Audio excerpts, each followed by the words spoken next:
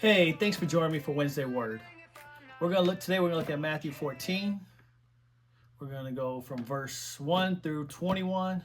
So talk about the beheading of John the Baptist and the feeding of 5,000. Stick around to the end. I'm gonna give you my I wonder statement and just a little things to ponder on about that. Okay. So let's get into it. Oh, I might kind of tear up some of these names in here, but stay with me. At that time, Herod the Tetrarch heard the reports about Jesus. "This is John the Baptist," he told his servants. "He has been raised from the dead, and that's why miraculous powers are at work in him." Pause. Um,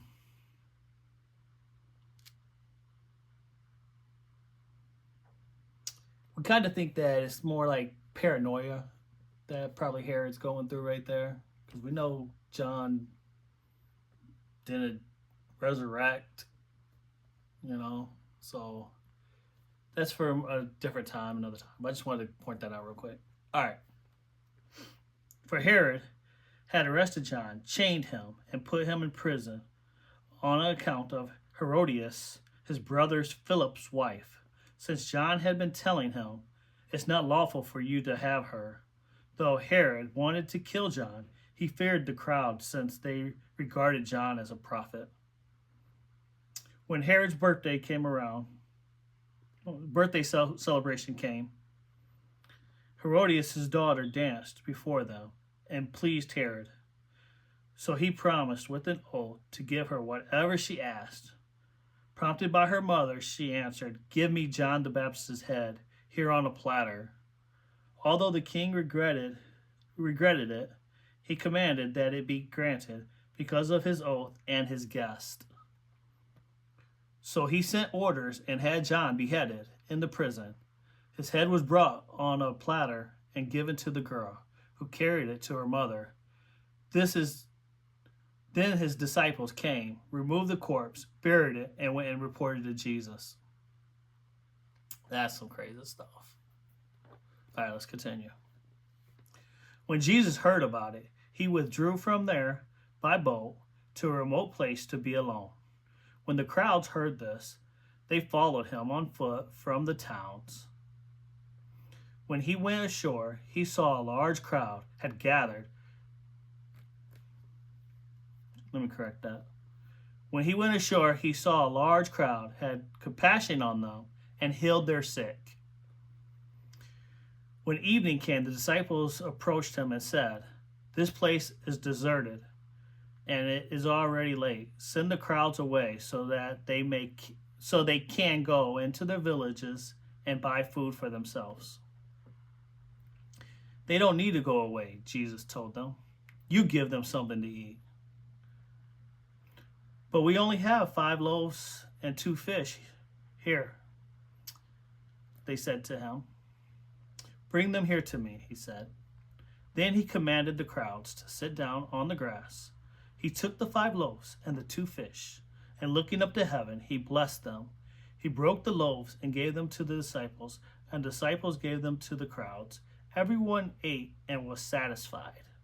They picked up the 12 baskets full of leftover pieces. Now those who ate were about 5,000 men, besides women and children.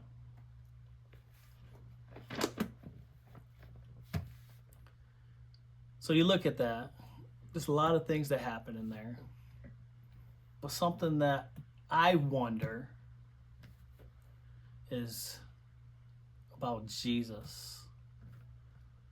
After hearing that John the Baptist was beheaded, John the Baptist, his cousin, the one that was in the womb and leaped when Mary came in the room, leaped for joy inside the womb, his cousin.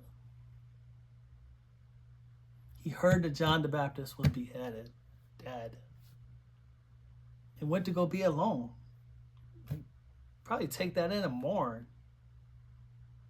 Yet, he set aside things going on in his life to serve others, heal the sick, feed the hungry, right there. This crowd followed.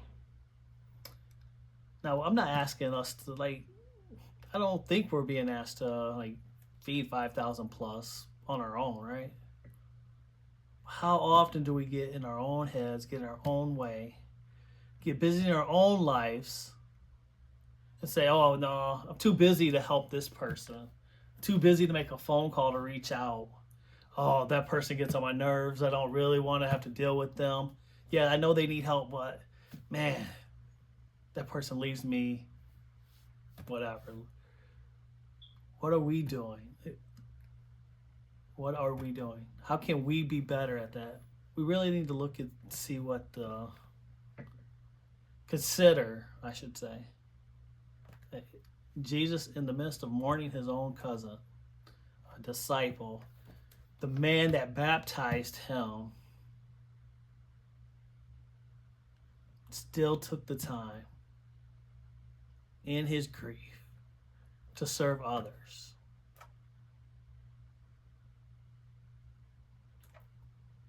That's the Wednesday Word. Hope you have a good night. God bless. Got a kingdom mindset, eyes on the Prince of Peace. Take the bread, he's the eternal feast.